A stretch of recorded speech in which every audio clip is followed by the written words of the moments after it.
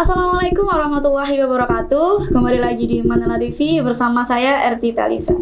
Jadi para pemirsa, baru-baru ini madrasah kita, Madrasah Aliyah Negeri 1 Lamongan, telah meraih prestasi yang sangat luar biasa, tepatnya di akhir tahun 2022.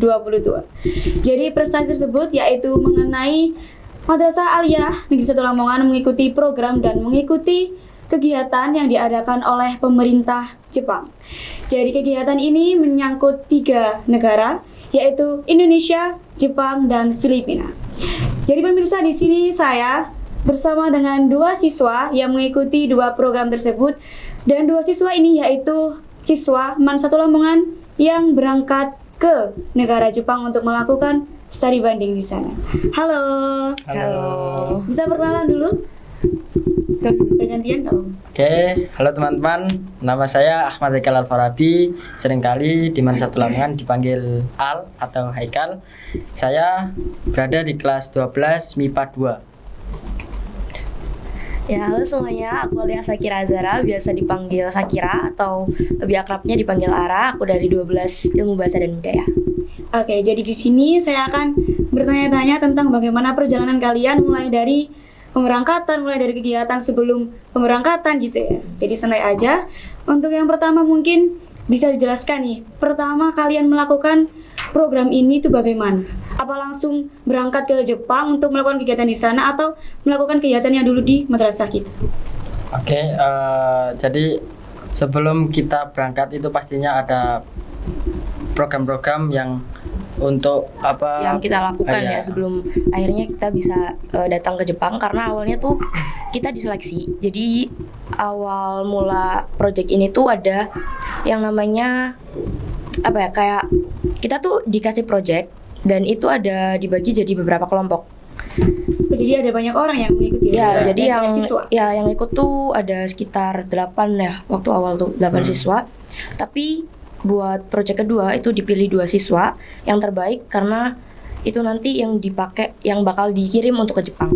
Oke, jadi kan ada kegiatan dulu sebelum berangkat ke Jepang ya. Itu kegiatannya itu menyangkut apa saja? Buat kegiatannya kita ada yang project pertama itu, seingat aku, tentang musik. Oh. Itu kita memperkenalkan musik yang kita suka. Jadi bukan musik daerah, tapi musik yang kita suka, kita presentasikan, dan kenapa kita pilih musik itu.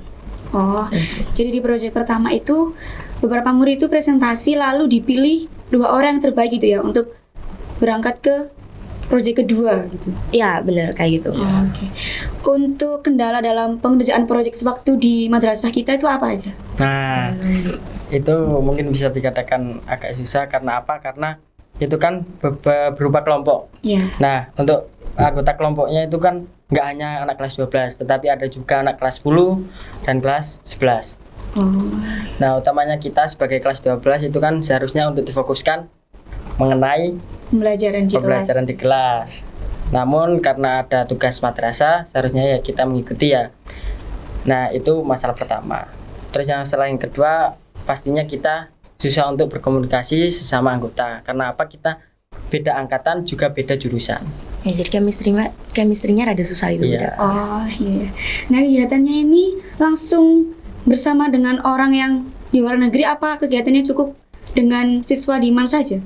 Langsung bareng. Oh, langsung bareng dengan orang yang Luar Jepang negeri. sama Filipina. Iya. Iya. Nah, itu kendalanya bersama mereka itu apa aja? Kalau dari Itu secara umum sih kalau kendala Iya. sama mereka yaitu mengenai jaringan internet aja. Soalnya kita kan melaksanakan program itu sebelum ke Jepang itu kan online. Oh, Nah, tepatnya itu pakai- di Zoom. oh pakai Zoom. Iya. Berarti kayak presentasi pun pakai Zoom gitu ya? ya Iya. pakai Zoom. Oh, oke. Oke, untuk reaksi kalian nih pertama kali saat ada pengumuman bahwa kalian yang terpilih untuk berangkat ke Jepang, pasti kan kayak nggak percaya gitu kan, kok bisa kita yang terpilih atau ternyata kita bisa untuk berangkat ke sana gitu. Apa reaksi kalian pertama kali kayak gimana gitu? Dari aku dulu. Ya. Aku jujur yang pasti excited ya, dan dari awal nggak menduga, karena jujur gini bilang, aku pribadi tahu aku bukan orang yang pinter, tapi aku tahu bahwasanya oh ini tuh tempat aku, paham gak sih, kayak Iya. oh ini kelebihan aku di sini nih gitu. Aku tahu bahwasanya oh kayaknya aku tahu deh kenapa aku bisa dipilih gitu. Tapi sebelumnya aku juga nggak expect kalau misalkan aku yang bakal dipilih, karena apa ya? Dari sekian banyaknya teman-teman yang ikut, mereka juga pada pinter-pinter kan. Tapi ternyata aku tahu, oh dipilihnya tuh karena bukan cuma sekedar yang pinter yang dipilih, tapi dilihat dari, oh kalau misalkan kamu pinter tapi kamu nggak berani dalam ngobrol dalam bahasa Inggris, ya susah dong nanti ketika di sana komunikasinya gimana. Toh pun ketika dijelaskan materinya, mereka juga pakai bahasa Inggris. Kalau misalkan dari anak-anaknya sendiri aja nggak berani untuk berbicara menggunakan bahasa Inggris, ya mereka kan kesusahan gitu. Mungkin dari sisi situ akhirnya aku sedikit lega gitu. Terus yang untuk ekspresi waktu dikasih tahu sih jujur kaget ya, karena kayak wah kok aku ya gitu. Padahal kan masih banyak yang pintar gitu. Kan aku nggak yang sepintar itu, tapi kayak oh jadi dari dilihat dari sisi sudut pandang manapun pasti semuanya udah udah dipikirkan kan sama guru-guru sama pihak penyelenggara juga. Jadi kayak fine lah gitu. Oke, untuk Haikal nih, bagaimana reaksi pertamanya saat menjadi terpilih menjadi yang berangkat ke Jepang? Pasti perasaan ya kaget sih, soalnya kan jurusannya sama Shakira kan beda. Jurusanku kan IPA, sedangkan Shakira kan IPB. Waktu itu saya langsung komen sebenarnya. Saya benar mengikuti pembinanya. Oh, pembina ya, waktu di mana? Diam-diam ya. Terus, loh, saya IPA, project pertama saya benar mengikuti, cuman nggak tahu kalau diarahkan langsung untuk studi banding ke Jepang. Oh, iya. Itu sebelumnya nggak tahu. Terus saya komen ke Bapak Ibu guru yang meliput, yang menyangkut kegiatan tersebut. Bu, saya ini kok bisa mengikuti ini karena apa? Sedangkan mereka ada yang pintar bahasa Jepang, ada yang pintar bahasa Inggris, sedangkan saya di bidang komunikasi nggak terlalu pintar. Mereka jauh lebih pintar dari saya. Terus katanya, ini tuh bukan soal pintar, tapi soal berani apa enggaknya kamu tampil, kamu sosialisasi dengan mereka, kamu saling bertukar pikiran gitu. Jadi mana ya pelajaran yang kita ambil dari bagaimana reaksi kalian dan bagaimana kalian menanggapi tentang pengumuman itu. Kalian bisa berpikir kayak, oh berarti yang pintar nggak tentu yang bisa berkomunikasi dengan orang luar gitu. Nah itu kan kendala kalian dari internal sendiri ya? Atau mungkin ada kendala dari eksternal atau orang lain mengenai pengumuman tersebut? Pasti banyak sih. Pasti banyak banget. Itu banyak banget. Nah itu bagaimana cara kalian menanggapinya? Jujur itu struggle banget sih buat yang dari tanggapan eksternal ya.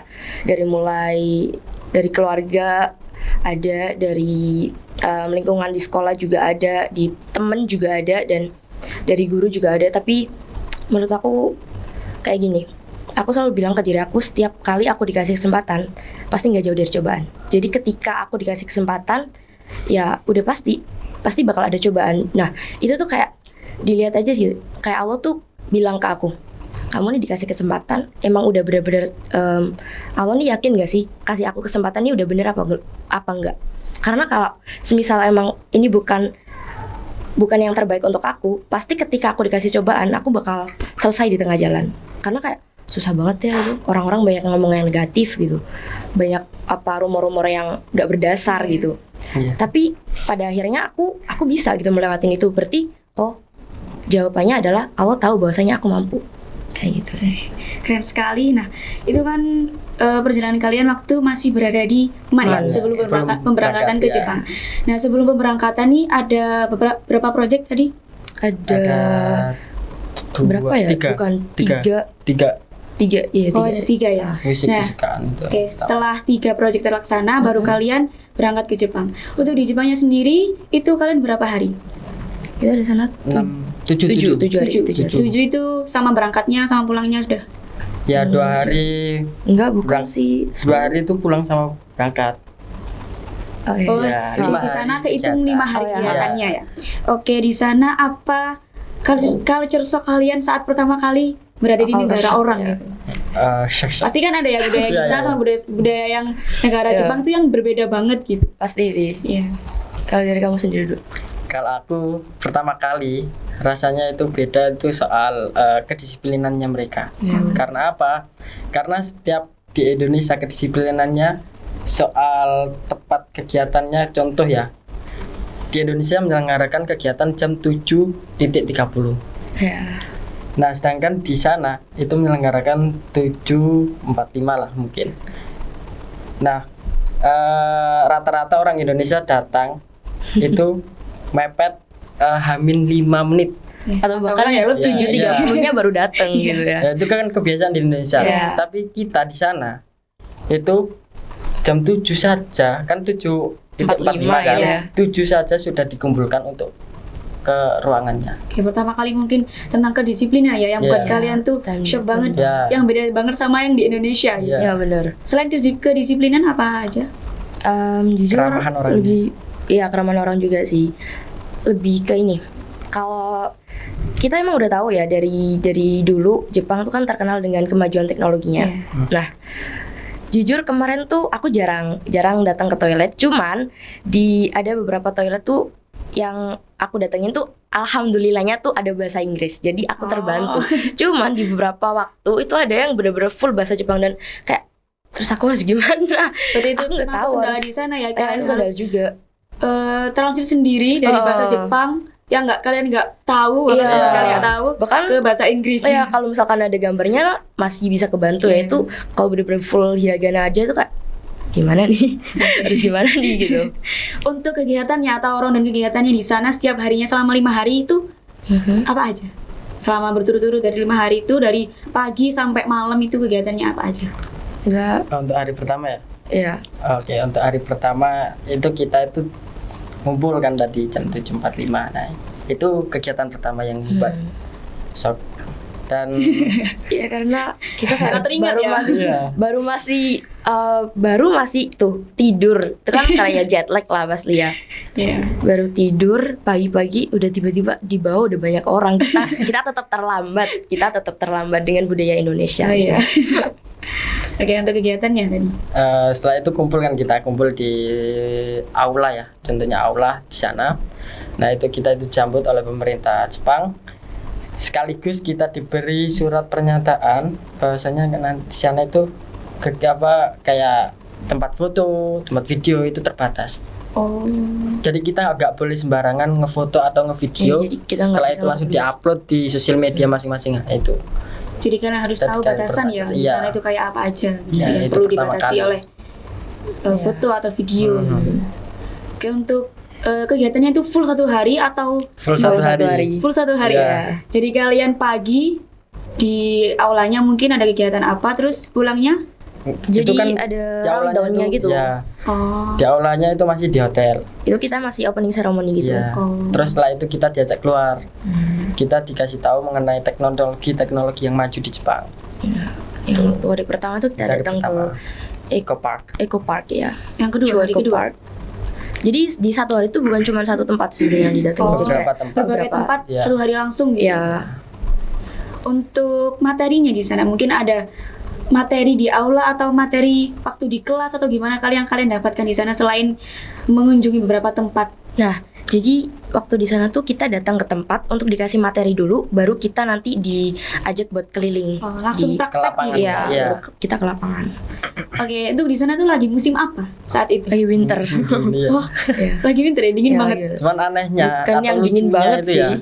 kalau siang itu enggak minus. Iya. Jadi 14 Oh. sama standar. Tapi masih dingin itu. Enggak sih. Enggak terlalu. Cuman kalau malam itu minus 1. Iya, itu Nol. lumayan sih. Itu pasti kalian bisa malamnya pakai kaos kaki ya? Enggak. Cuman karena kan ada hangatnya. heaternya, ada heater. Oh, iya. Oke, kan di sana kan ada beberapa negara yang ikut nih, ada Filipina juga nih. Iya. Kalian di sana dengan orang Filipina itu ya satu kamar atau satu lingkungan gitu juga? Ya kita satu hotel. Oh, satu hotel. Jadi kan berkomunikasi dengan mereka? Ya, Ya. sering karena sebenarnya tuh Bisa dikatakan setiap malam. iya soalnya kan ini tuh proyeknya kita sebenarnya lebih barengan sama anak Filipin. Oh. Sama anak Jepang tuh cuma 2 kali ketemu ya. Waktu di sekolahnya di Akifuchu sama waktu di Miyajima.